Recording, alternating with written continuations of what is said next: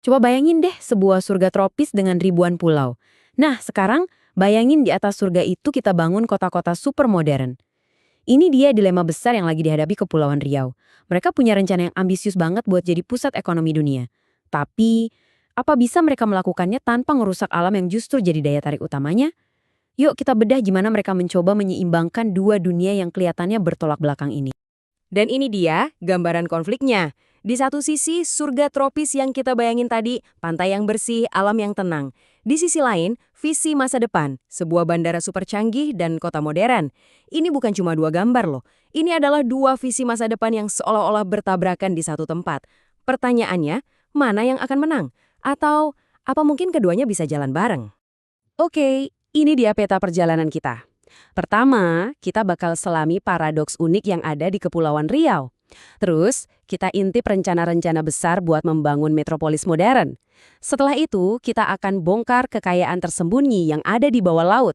Dan terakhir, kita bakal periksa cetak biru yang diharapkan bisa menyatukan semuanya. Oke, kita mulai dari yang paling dasar dulu ya.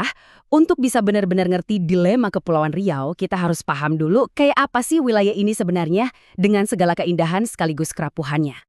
2.408. Itu bukan angka sembarangan loh. Itulah jumlah pulau di Kepulauan Riau. Jadi, ini bukan provinsi yang cuma punya beberapa pantai. Ini tuh lautan yang dipenuhi ribuan daratan kecil. Kebayang nggak betapa rumitnya ngurus wilayah yang kayak gini? Dan coba lihat ini.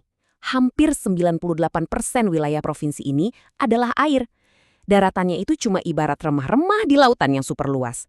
Artinya apa? Laut itu bukan cuma pemandangan, tapi udah jadi denyut nadi kehidupan di sana.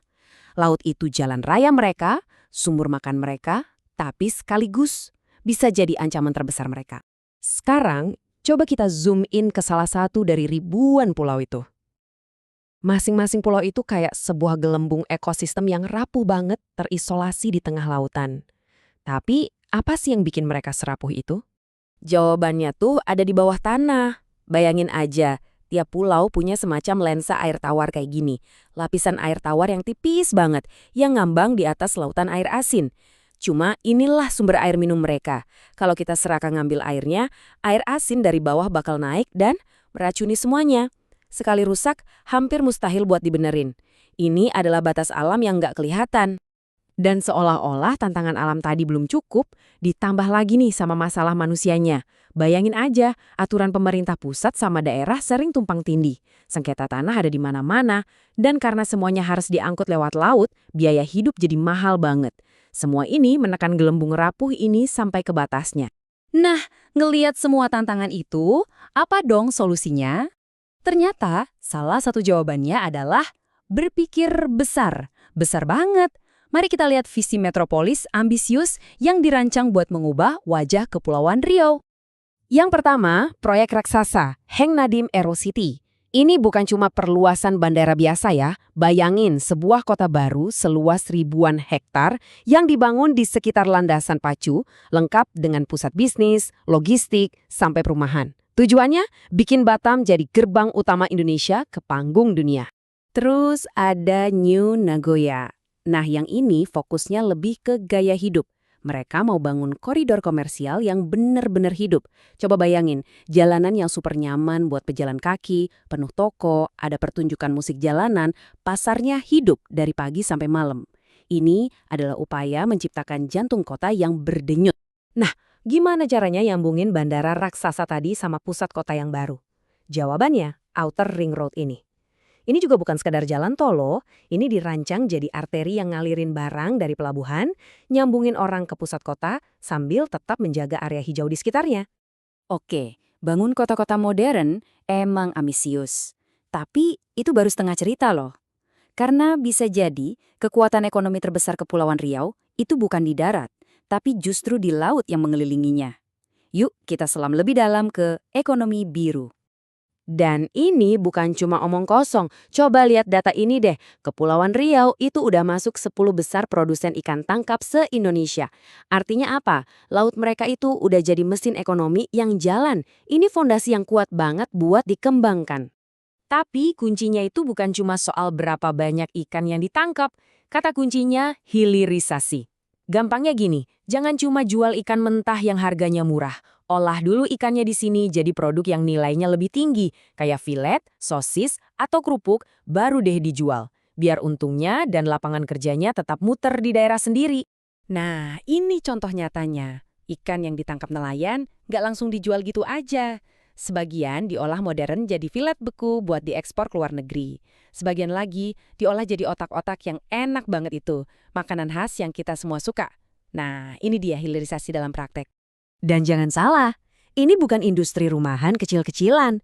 Ada hampir 1.500 unit pengolahan ikan di sana yang tiap tahunnya ngehasilin hampir 20 juta kilogram produk ikan.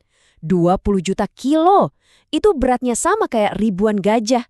Ini industri yang menghidupi banyak banget orang. Oke, jadi kita udah lihat dua visi raksasa nih. Metropolis modern di satu sisi, dan ekonomi biru yang kaya raya di sisi lain. Pertanyaan besarnya, gimana cara nyatuin keduanya tanpa malah jadi bencana? Nah, disinilah cetak biru keberlanjutan masuk. Kuncinya adalah kerja bareng. Mereka nyebutnya model pentahelix. Anggap aja kayak tim. Pembangunan itu nggak bisa cuma diurus pemerintah aja. Harus ada akademisi yang kasih data ilmiah, pengusaha yang investasi, komunitas lokal yang suaranya didengar, dan media yang ngawasin. Semuanya harus duduk bareng, diskusi bareng. Tapi fondasi paling penting dari semua ini adalah pendidikan biru. Ini bukan sekedar pelajaran biologi laut biasa di sekolah. Ini cara baru buat ngedidik generasi muda biar mereka melek laut. Jadi mereka nggak cuma tahu cara nangkap ikan, tapi juga gimana cara budidaya yang benar, atau bahkan bikin teknologi kelautan yang canggih.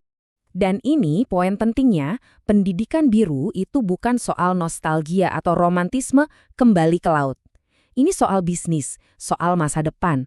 Tujuannya adalah nyetak generasi yang ngelihat laut sebagai peluang ekonomi, tapi juga ngerti risikonya dan tahu cara jagainnya.